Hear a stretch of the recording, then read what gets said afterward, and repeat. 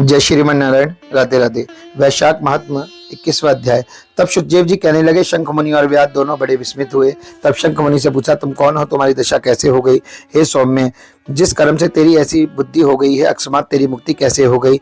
यह सब तू मुझे विस्तार पूर्वक बता। जब शंख ने इस प्रकार पूछा तब वह दंडवत पृथ्वी पर गिर सिर झुकाकर जोड़ कर कहने लगा, मैं प्रयागराज का निवासी एक ब्राह्मण था, बहुत बोलता था।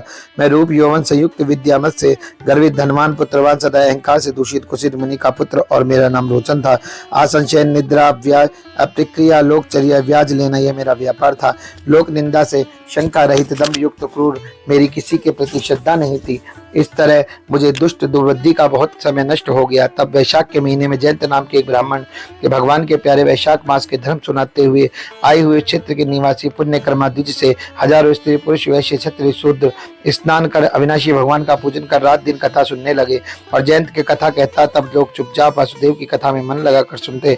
वैशाख धर्म में लगे हुए दम्भ और आलस से छोड़कर सब कथा सुनते थे। मैं उस सभा में कौतुक देखने की इच्छा से जाता था। मेरे सिर पर पगड़ी बंधी रहती थी। मैं सबको नमस्कार कर मुख में पान चबाते हुए चौगा पहने जाता था। इस प्रकार सभा में जाकर लोक चर्चा के द्वारा कथा में विक्षेप करने लगा। मेरी लोक वार्ता से सब श्रोताओं का मन चलायमान हो गया। मैं कभी कपड़े फैलाता, कभी निंदा करता, कभी हंसता, तो कभी कथा समाप्त होती तो मैं ऐसा ही करता। उसी दोष के कारण मेरी विद्वता नष्ट हो गई और अवस्था क्षीण हो गई। सन्निपात रोग से मेरे प्राण जाते रहे और उसी समय यमदूत पकड़कर मुझे भयंकर नरक में ले गए और वहां 14 मनवंतर तक अनेक दुख भोगे और कर्म से 84 लाख योनि भोग कर अब इस वृक्ष में निवास करता हूँ। यह वृक्ष 10 योजन लंबा चौड़ा 100 योजन ऊंचा, इसमें 7 योजन की इस कोटर में महाक्रूर सर्प की योनि में निवास करता हूँ। हे विप्र, ये मेरा प्राचीन का फल है। इस प्रकार इस कोटर में निराहार निवास करते हुए मुझे 10 सहस्त्र वर्ष बीत गए। देवयोग से आपके मुख कमल से निकली हुई कथा की चक्षु लोक गोलक से सुनने से मेरे सब पाप दूर हो गए और सर्प की योनि छोड़ दी। दिव्य देह धारण कर हाथ जोड़कर नमस्कार कर मैं आपकी शरण में आया हूँ। हे मुनि सत्तम, मैं नहीं जानता आप कौन हैं। इस जन्म में मेरे बंधु हुए, मैंने कभी भी उपकार नहीं किया, फिर सज्जनों का संग कैसे हुआ? समान चित्त वाले दयावान साधु परोपकारी में लगे रहते हैं, उसी निमित्त कभी अनित्या नहीं होती। आप मेरे ऊपर आज अनुग्रह करो जिससे मेरी बुद्धि धर्ममयी हो जाए, जिससे गति मिले और विष्णु भगवान के प्रति हो सुदर्शन चक्रधारी विष्णु भगवान को कभी न भूलूं। सदा सच्चरित्र साधु महात्माओं की संगति रहे, मुझे कभी अधर्म न हो, अहंकार न हो। मैं सदा दरिद्री रहूं, क्योंकि दरिद्र धर्म दानों के लिए अर्जनम रूप है।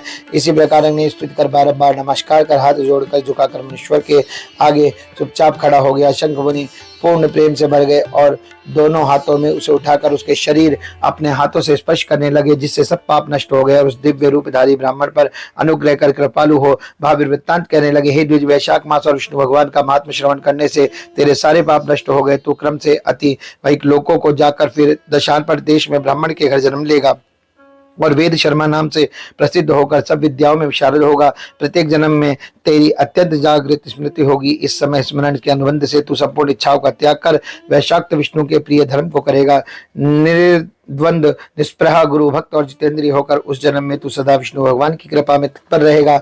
तब तू सिद्ध प्राप्त करेगा और तू संबंध पूर्ण बंधनों से छूटकर योगियों की भी दुर्लभ परम धाम की प्राप्ति तुझे होगी। हे पुत्र, डरो मत, मैं तेरी प्रसन्नता से तेरा कल्याण होगा, क्योंकि चाहे हंस डर क्रोधी द्वेष या स्नेह विष्णु भगवान के नाम का उच्चारण करे तो पापी भी निर्मल विष्णु लोक को ही जाता है। जो श्रद्धा पूर्वक क्रोध को जीत कर जितेंद्रिय होकर सुनते हैं, उनका तो कहना ही क्या, दयावान हो श्रवण करते हैं वे भी मोक्ष को पाते हैं।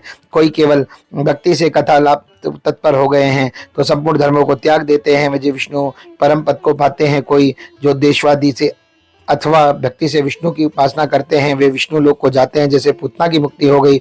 महात्माओं की नित्य संगति बातचीत और उनका आश्रय मोक्ष पुरुषों को नित्य कर्तव्य है।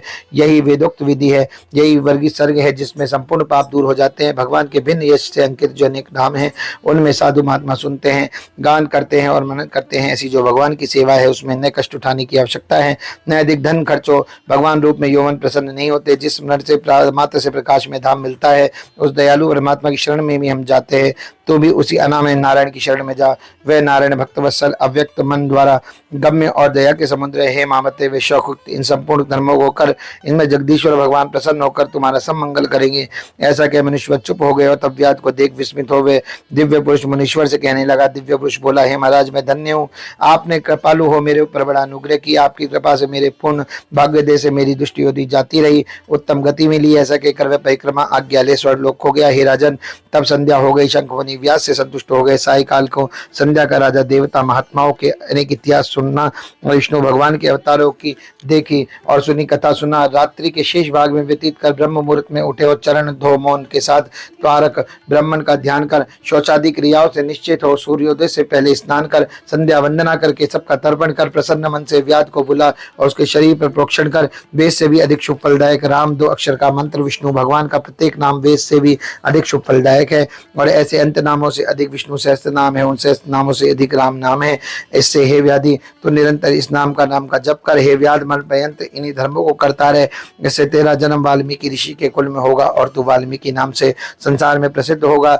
व्याध को इस प्रकार समझा बुझा कर आप दक्षिणा दिशा को चले गए। व्याध भी परिक्रमा दे बारंबार नमस्कार कर थोड़ी दूर पीछे तक गया, फिर उसके वियोग में हाय हाय करके रोने लगा। जब तक नेत्रों में ओझल नहीं हुए तब शंखमुनि को देखता रहा, फिर हृदय में उन्हीं का ध्यान करता हुआ कठिन सा से रुका और वन को स्वच्छ कर उस मार्ग में प्याऊ लगाया।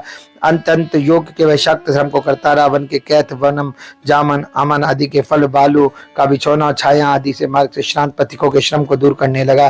प्रातः काल स्नान कर रात दिन राम का जप करा और ऐसे व्याध को जन्म पूर्ण कर वाल्मीकि ऋषि के घर जन्म लिया। उसी सरोवर में कृणु नाम के कोई मुनि दुस्तर तप करते थे, जिन्होंने बाहरी सब काम छोड़ दिए थे। उनके शरीर पर बहुत काल से सर्प की बांभी बन गई थी।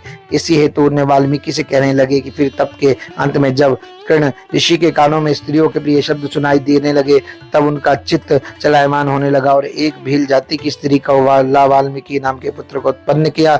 राजन, हे वाल्मीकि संसार में बड़ी यशस्वी और विख्यात हुए। इन्होंने मनोहर छंद में राम कथा रचकर संसार में प्रसिद्धि की। यह राम कथा सब कर्मों को बंधन को काटती है। शुद्धदेव जी बोले, वैशाख के महात्मा को देखो, थोड़ा देने पर बहुत फल मिलता है। इस प्रकार व्याध को जूतों का दान करने से दुर्लभ ऋषित्व प्राप्त हुआ और कोई रोमांचोत्पादक इस पापनाशक आख्यान को सुनेगा और जो सुनाएगा उसी जन्म संसार में